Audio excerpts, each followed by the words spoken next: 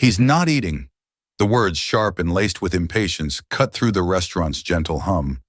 Arthur Sinclair, titan of industry, didn't bother to look up from his phone. Another deal closing in Tokyo. Didn't see the boy's tears, but I did. Double shift, aching feet, another bill overdue. It was just another Tuesday, yet something twisted in my gut. This cold, hard man, this lonely boy. They had no idea who I was, what I was capable of. They saw a waitress, another face in the crowd. What they couldn't possibly know, that my silence would be their undoing. And it all starts with a single, unexpected act of compassion. He's not eating. The words, sharp and laced with impatience, cut through the restaurant's gentle hum. Arthur Sinclair, titan of industry, didn't bother to look up from his phone. Another deal closing in Tokyo. Didn't see the boy's tears, but I did. Double shift, aching feet, another bill overdue. It was just another Tuesday. Yet something twisted in my gut. This cold, hard man, this lonely boy. They had no idea who I was, what I was capable of. They saw a waitress, another face in the crowd. What they couldn't possibly know, that my silence would be their undoing. And it all starts with a single, unexpected act of compassion. The name Arthur Sinclair echoed through New York City's canyons of steel and glass. It clung to the dizzying heights of his skyscrapers, whispered reverently in hushed Wall Street boardrooms, and splashed across society pages in bold, unforgiving print. Sinclair Global Enterprises. His empire stretched across logistics, tech, and real estate, a testament to his relentless drive. He was a man sculpted from the same granite as his buildings, impervious, unyielding. 52 years weathered his face, etching faint lines around eyes the color of a storm-tossed sea. Silver threaded through his impeccably styled dark hair, a stark contrast to the bespoke suits that draped his lean frame. But it was the perpetual chill in his gaze that truly defined him, a coldness no amount of wealth could thaw. 3 years ago, on a rain-slicked stretch of Hampton's highway, everything changed. The crash, swift and brutal, stole his wife, Elena, the vibrant, laughing sun of his world. It extinguished the light in his son, Leo's eyes, leaving him adrift in an impenetrable darkness. Leo, barely 10, survived, but the world he once knew, painted with the bright hues of his mother's art and lit by her infectious joy, vanished. The accident had rendered him completely blind. Their sprawling penthouse on Park Avenue, once a haven of warmth and creativity, transformed into a sterile mausoleum of grief. The air hung heavy with unspoken words, policed by a silent, efficient staff. Arthur, consumed by guilt and loss, plunged into his work with a ferocity that bordered on self-annihilation. Numbers, predictable outcomes, clear profit margins. These were the languages he understood. Fatherhood, especially to a son he no longer knew how to reach, was a terrifying, unsolvable equation. He showered Leo with the finest tutors, world-renowned therapists, cutting-edge assistive technology. Yet what Leo truly craved, a father's unwavering presence, a comforting embrace, remained tragically out of reach. Their interactions became stilted, formalized. Breakfasts were exercises in enforced silence. The clink of silver against porcelain the only conversation. Dinners were often eaten separately, Arthur unable to bear the constant, painful reminder of Elena in Leo's vacant stare. He saw his own failure to protect them, and so he kept his distance, convinced his emotional inadequacy was a form of protection. That particular Tuesday, a canceled meeting left a gaping hole in Arthur's ruthlessly scheduled day. He found himself standing in the doorway of Leo's room, a space meticulously designed for a blind child, yet devoid of any real warmth. Leo sat on his bed, lost in the world of an audiobook, his small frame dwarfed by the vastness of the room. "Leo," Arthur's voice, clipped and formal, broke the silence. "We'll be dining out tonight." Leo paused the recording, his head remaining bowed. "Okay, Dad," he replied, his tone devoid of the enthusiasm a 10-year-old should possess. Driven by some inexplicable impulse, perhaps a flicker of guilt, a desperate hope for connection, Arthur chose a restaurant he hadn't visited in years, The Gilded Sparrow, an old-world Italian bistro nestled in Greenwich Village, far removed from his usual haunts of five-star hotel restaurants. Elena had adored it, drawn to its unpretentious authenticity. He didn't understand why he chose it now. Perhaps it was a subconscious act of penance. The drive downtown was silent. Arthur, bathed in the cold blue light of his phone, scrolled through market reports, his face a mask of concentration. Leo stared blankly ahead, his unseeing eyes fixed on a world only he could perceive. The Gilded Sparrow, with its warm, inviting atmosphere and the intoxicating aromas of garlic, oregano, and baking bread, stood in stark contrast to their sterile apartment. They were seated in a quiet corner booth. Arthur, out of habit, immediately placed his phone on the table. "I'll order for you," he stated, his tone leaving no room for argument. He chose chicken parmesan for Leo, a simple, safe choice, and a filet mignon for himself. The food arrived, and the real challenge began. This was the part Arthur dreaded, the stark, humiliating display of their brokenness. Leo, fiercely independent, insisted on feeding himself, but navigating a plate of pasta and chicken with a fork and knife he couldn't see was a frustrating, messy ordeal. A piece of chicken skittered off his plate and onto the floor. A forkful of spaghetti missed its mark, leaving a small red smear on his cheek. Leo's shoulders tensed with humiliation. "I'm not hungry," he mumbled, pushing his plate away. Arthur felt a surge of impatience, quickly masked by his usual cold detachment. "Just eat, Leo. We don't have all night." He hadn't even looked up from his phone, his thumb still flicking across the screen. He was closing a deal in Tokyo, a distraction that felt infinitely more comfortable than the disaster unfolding at his own table. He didn't see the tears welling in his son's eyes, didn't hear the tiny, choked sob that Leo stifled, but someone else did. Across the bustling restaurant, a young woman with kind eyes saw the scene unfold, and her heart ached for the boy's silent struggle. And I knew, standing there with a tray full of dirty dishes, that something had to change, that my decision to intervene, small as it seemed, would irrevocably alter their lives, that my silence would be their undoing. Evans is your humanity. It's something that cannot be taught at any university. Clara looked at Leo, who had been listening intently. He reached out a small hand, his fingers brushing against her arm. "Please, Clara," he asked, his voice soft and hopeful. Her defenses crumbled. She looked back at the number on the paper, a figure that represented freedom. Then she looked at the hopeful face of a lonely little boy. The money was life-changing, but it was his plea that sealed the deal. How could she say no? But she was no fool. This world of unimaginable wealth was foreign and dangerous. On a trial basis, she heard herself say the words sounding more confident than she felt. 1 month to see if it's a good fit for all of us. Arthur Sinclair leaned back, a flicker of something that might have been respect in his eyes. He had expected her to be overwhelmed, to gush with gratitude. Instead, she was negotiating. 1 month, he agreed with a crisp nod. "You'll start on Monday. My driver will pick you up. My assistant will be in touch with a contract and the necessary paperwork." The meeting was over. He stood and Leo stood with him. As they were about to leave, Clara spoke one last time. "Mr. Sinclair," he turned. "There's one condition," she said, her gaze firm. "When I'm with Leo, you can't be on your phone." For the second time in their acquaintance, Arthur Sinclair was rendered speechless. He simply stared at her, then gave a single sharp nod of assent before turning and guiding his son out of the restaurant. Clara remained in the booth, the piece of paper clutched in her hand. The cacophony of the restaurant faded into a dull roar. Her life had just taken a turn so sharp and unexpected, she felt a profound sense of vertigo. She didn't know if she was stepping into a fairy tale or a trap. The Sinclair penthouse was less a home and more a monument to wealth and sorrow.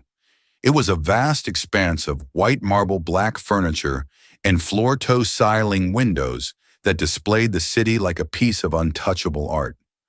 The air was still and cool, carrying the faint sterile scent of lemon polish. It was beautiful, impeccable, and completely devoid of life. On her first day, Clara felt like an intruder, her worn-out canvas tote bag, a glaring anomaly in the pristine environment. Leo met her at the door, guided by the housekeeper, a stern-faced woman named Mrs. Gable, who looked at Clara with thinly veiled suspicion. Clara. Leo's voice echoed in the cavernous foyer. He was smiling, a rare and precious sight. Hey, Leo, Clara smiled back, forcing a warmth she didn't feel in the cold space. Ready for our first adventure? Where are we going? He asked, his excitement palpable. Nowhere, Clara replied, dropping her tote bag to the floor with a soft thud. The adventure is coming to us.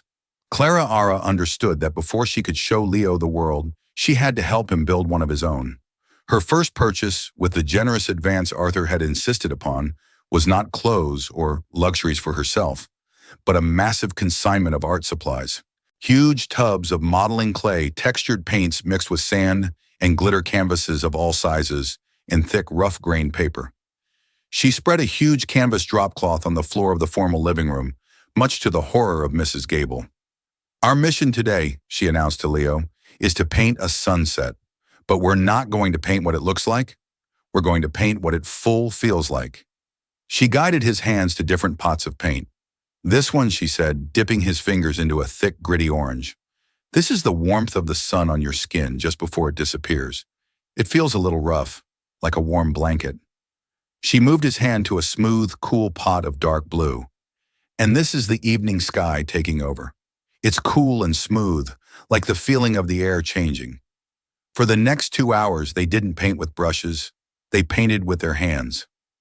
Leo, hesitant at first, soon lost himself in the sensory experience. He smeared the warm orange and the cool blue, laughing as the gritty and smooth textures mixed under his fingers. He was not just painting, he was experiencing. For the first time, art was not something to be seen on a wall, but something to be felt and understood. Arthur came home that evening to a sight that stopped him in his tracks. His immaculate living room, a space normally reserved for stoic business meetings, was covered in a plastic sheet. In the center of it, his son and the waitress were sitting on the floor, both covered in paint, laughing. Leo had a smear of purple across his cheek, and his face was alight with a joy Arthur hadn't seen since before the accident. The air, usually sterile, smelled of wet paint and something else. Happiness. He didn't say a word. He just stood in the doorway and watched a strange, tight feeling in his chest. Clara's sessions with Leo became the highlight of the boy's existence. They baked cookies, focusing on the smell of cinnamon and vanilla and the changing texture of the dough. They went to Central Park, where Clara didn't describe the trees, but had Leo hug one to feel the rough bark and the sheer size of it. She taught him to identify different birds by their songs. She was rewiring his world, building it back up with the senses he had left, and slowly, cautiously, Arthur began to be drawn into their orbit. He started coming home from work earlier. At first, he would just observe from a distance.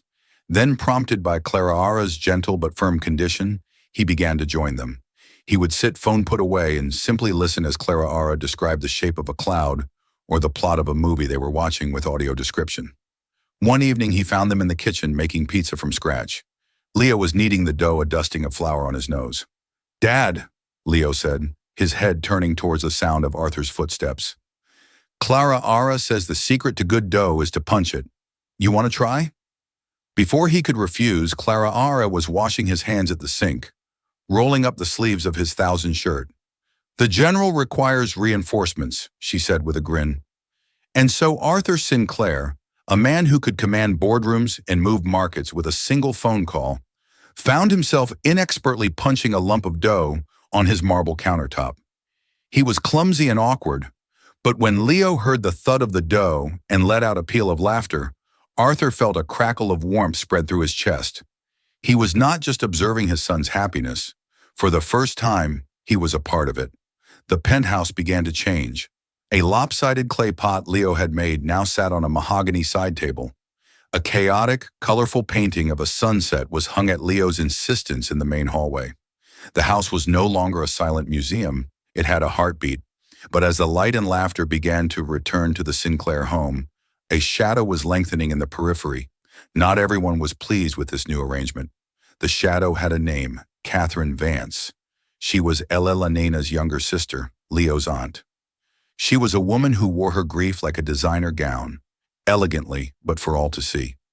She was a permanent fixture in the orbit of Sinclair's wealth, managing one of the family's charitable foundations, and seeing herself as the protector of Elelena's legacy, and by extension, Leo's well-being. She arrived unannounced one afternoon, letting herself in with her own key. She found Clara and Leo in the music room, Clara teaching him the basic chords on Elena's old grand piano. Catherine stopped dead, her perfectly made-up face hardening into a mask of disapproval. "And who might you be?" she asked, her voice dripping with ice. "This is Clara, Aunt Catherine," Leo said, his hand still on the keys.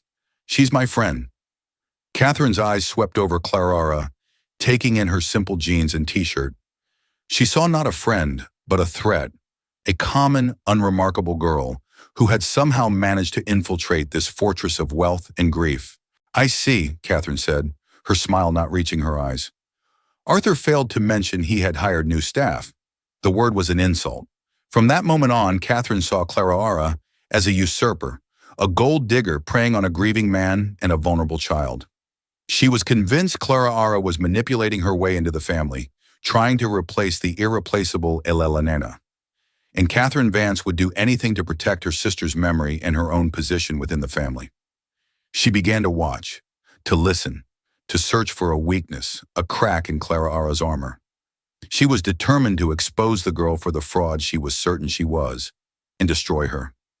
Catherine Vance was a master of the subtle attack. Her weapons were not raised voices and overt accusations, but poisoned whispers, manufactured concerns, and carefully planted seeds of doubt. She began by calling Arthur, her voice laced with feigned worry. "Arthur, darling, I'm just a little concerned. This Clara girl, we know nothing about her. A waitress in charge of my nephew, Elena, would be so worried. Have you done a background check? I'd hate for Leo to get attached to someone unsuitable." Arthur, who had indeed done the most thorough background check imaginable, brushed her off. "Clara is perfectly suitable. Catherine Leo is thriving." His dismissal only fueled her resolve. If a direct approach wouldn't work, she would resort to sabotage. Catherine knew Arthur's deepest wound was his guilt over Elena's death. It was a vulnerability she could exploit. She started her campaign by finding things. A bill for an art supply store left on a table. "My goodness, Arthur, is this what she's spending your money on? It seems rather extravagant." A conversation she overheard where Clara was on the phone with her brother Sam, promising him she'd help with his tuition. She relayed this to Arthur as it sounds like she has a great deal of financial pressure. People in those situations can sometimes be desperate. Clara was oblivious to the web being spun around her. Her world was consumed by Leo. She was celebrating his victories the first time he successfully navigated the apartment by himself. The day he finished reading his first book in Braille, the afternoon he composed a simple, beautiful melody on the piano. She was also growing more comfortable around Arthur. The stilted formality had melted away, replaced by a quiet, easy camaraderie. They would often talk after Leo was in bed, sharing stories about their lives. He learned about her dream of being an artist, and she saw glimpses of the man he was before grief had hollowed him out. The centerpiece of Catherine's plan involved something precious, one of Elena's favorite sapphire earrings. It wasn't the most valuable piece of jewelry Elena owned, but it was deeply sentimental. Arthur had given it to her on their first anniversary. After her death, he had kept the pair in a small, unlocked velvet box in his desk drawer, a private memorial he couldn't bear to put away. Catherine, during one of her frequent unannounced visits, expertly palmed one of the earrings. A few days later, she orchestrated her final dramatic scene. She arrived at the penthouse in the late afternoon, her face a mask of distress. Arthur had just gotten home and was in his office. Clara and Leo were in the living room, building a city out of Lego. "Arthur!" Catherine's voice was sharp with panic as she burst into his office. "Arthur, it's gone." "What's gone, Catherine?" he asked, looking up from his paperwork, annoyed. "Elena's sapphire earring. The one you gave her."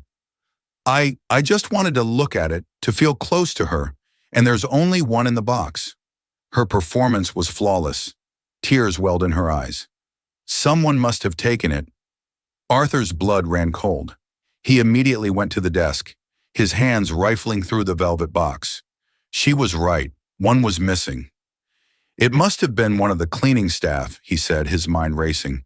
Oh, Arthur, be realistic, Catherine said, her voice dropping to a conspiratorial whisper, planting the poison. They've all been with you for years. Nothing has ever gone missing. What's the only thing that's changed in this house in the last month? She didn't have to say the name. Clara Ara, the waitress with thousands in debt, the girl who was on the phone promising her brother money. The pieces so carefully arranged by Catherine clicked into place in Arthur's mind. His old cynical, mistrustful self roared back to the surface. He had allowed himself to be vulnerable, to trust this stranger, and this was the result. The kindness he had witnessed, the bond with his son. Was it all just an elaborate act? A long con? The rage and betrayal felt like ice in his veins. He stormed out of the office and into the living room, Catherine following her face, a picture of tragic concern. Clara Ara. His voice was like a whip crack. Clara Ara and Leo both jumped. Clara Ara had never heard him use that tone before. It was the voice of the cold, ruthless billionaire she had first met. Empty your pockets and your bag, he commanded, his face a thunderous mask. Clara Ara stared at him, utterly bewildered. What, Mr. Sinclair? What's going on? Don't play dumb with me. My wife's earring is missing. A sapphire earring. The accusation hung in the air, thick and poisonous. Clara Ara felt the blood drain from her face. She looked from Arthur's accusing glare to Catherine's triumphant, pitying gaze. She understood instantly. This was a setup. I would never, she stammered, her voice trembling. You can't possibly believe I would steal from you. I believe you are a young woman with significant debt who was given access to my home, he retorted coldly. It's a simple, logical conclusion. Tears of disbelief and hurt stung Clara's eyes. It wasn't the accusation that wounded her so deeply, but the fact that he could believe it. After everything they had shared, after all the progress Leo had made, he still saw her as the sum of her financial problems. Leo, go to your room, Arthur ordered. No. Leo's voice was surprisingly strong. He stood up, his small hands clenched into fists, and moved to stand next to Clara Ara as if to shield her. She didn't do it. Clara Ara wouldn't do that. Leo, this is an adult matter. Go to your room now. Arthur repeated, his voice dangerously low. No! Lao shouted, his voice cracking with emotion. You're always like this. You always think the worst of everyone. Clara Ara is the only one who sees me. You were happy. We were happy. And now Aunt Catherine is here, and you're ruining it. Leo's defense, so fierce and unwavering, struck Arthur with the force of a physical blow. He looked at his son, truly looked at him, and saw not a naive child, but a person with clear, sharp judgment. He saw a boy defending the only source of light that had entered his world in 3 years. Then he looked at Clara. She was no longer trembling. Her back was straight, and though tears streamed down her face, her eyes met his with a look of profound, dignified hurt. You can search my bag, Mr. Sinclair, she said, her voice quiet but strong. You can search my apartment. You won't find anything. But know this, you've already found what you were looking for. You were looking for a reason to believe that kindness always has a price tag. You were looking for a reason to stay in your cold, safe world where you don't have to trust anyone. So, congratulations, you found it. She bent down and gave Leo a hug. I'm so proud of you, she whispered into his hair. Then she stood, picked up her simple canvas tote bag, and walked toward the door. She didn't run. She didn't scream. She just left.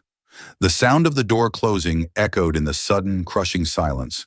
Arthur was left standing with his weeping, furious son and his conniving sister-in-law. He looked at Catherine's face, which held a flicker of victory, and then at Leo's, which was a mask of utter devastation.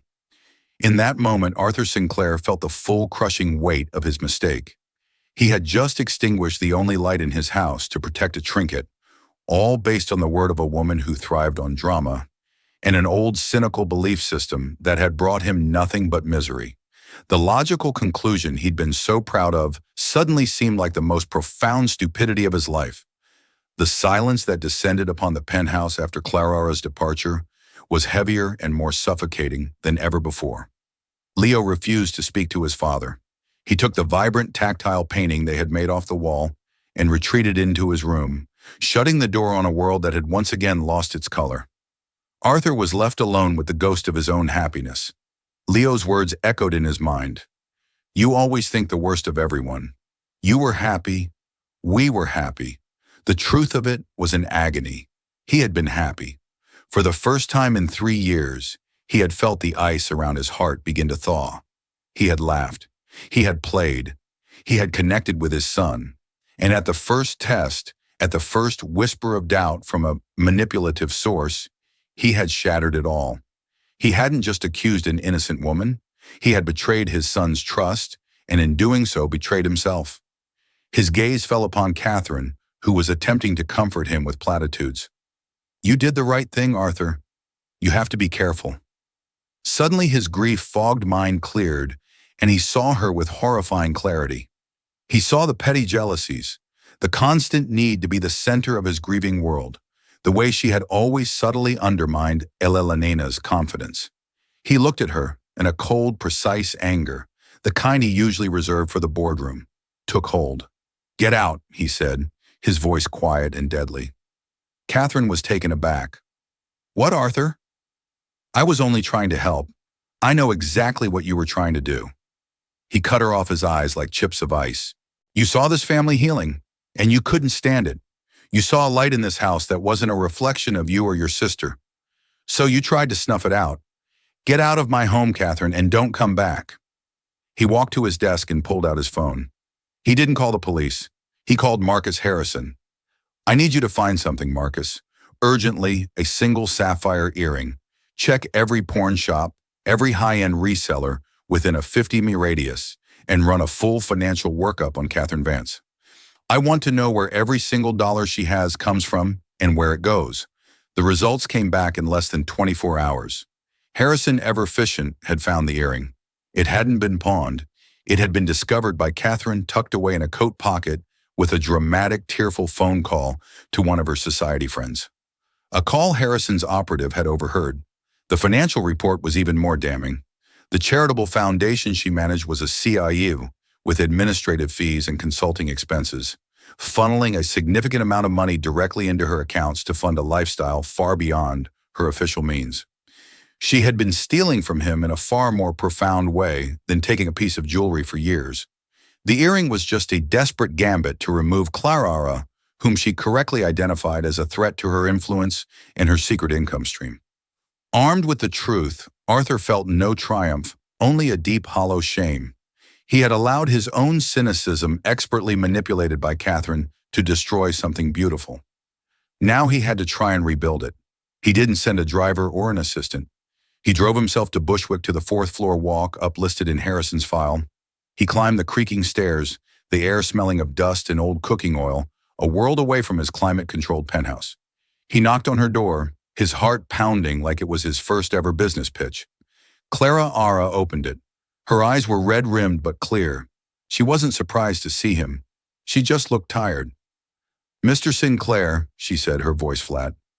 Clara, he began, his own voice sounding foreign and strained. There are no words to properly express how sorry I am. I was wrong. I was a fool. I know you didn't take the earring. I know what Catherine did. I let my worst instincts, my oldest fears, override everything I've seen and learned from you over this past month. He held out a small velvet box. This belongs to you, he said. Inside wasn't the earring, but a set of keys. It's a studio space in Dumbo overlooking the river. The lease is paid for 5 years. There's also an endowment, the Sarah Evans Grant, set up at RISD. It will provide a full scholarship each year to a student who had to leave for family reasons. The first recipient is you whenever you're ready to go back. Your brother's education is also taken care of completely. Clara stared at the keys, her eyes welling up with tears. This was everything she had ever dreamed of, everything she had sacrificed. This is not a payment for what I did to you, Arthur said quickly, seeing the hesitation in her face. There is no price for that. This is me trying to restore something that should never have been taken from you in the first place. It's an apology, the only one I know how to make. And Leo, she asked, her voice thick with emotion. How is he? He's broken. Arthur admitted the words costing him dearly. and I'm the one who broke him. He needs you, Clara Ara. I know I have no right to ask, but I need you too. You didn't just teach my son how to navigate a plate of food. You taught me how to be a father again. You brought our family back to life. Please come back. Not as an employee, as a part of our lives. Clara Ara looked past him down the dingy hallway and saw the life of struggle she was so accustomed to. Then she looked at the keys in her hand, a future she never thought possible. But more powerfully, she thought of Leo alone in his silent, dark room. A small smile touched her lips. I have one condition, Arthur. He held his breath. Anything. The three of us. We're going to repaint that sunset picture, and this time you're not allowed to use brushes either. A wave of relief so profound it almost buckled his knees washed over Arthur Sinclair. He nodded a genuine, unforced smile, reaching his eyes for the first time in years. It's a deal. The Sinclair penthouse was never the same again. It became a home filled with the smell of paint and baking, the sound of piano music, and the constant, joyful noise of laughter. Clara Ara went back to school, her talent finally unleashed, but she never truly left them. She became the vibrant, steady heart of their small, unconventional family. Arthur learned to see the world not through the lens of a balance sheet, but through Clara Ara's descriptions and Leo's experiences. He learned that true wealth wasn't in a stock portfolio, but in the trust of his son and the warmth of a shared meal. Together, the three of them, the billionaire who had everything, the boy who saw with his heart, and the waitress who gave all she had, created a new masterpiece, a life richer and more beautiful than any of them could have ever imagined alone. The story of Arthur, Leo, and Clara Ara reminds us that the most valuable things in life are never for sale.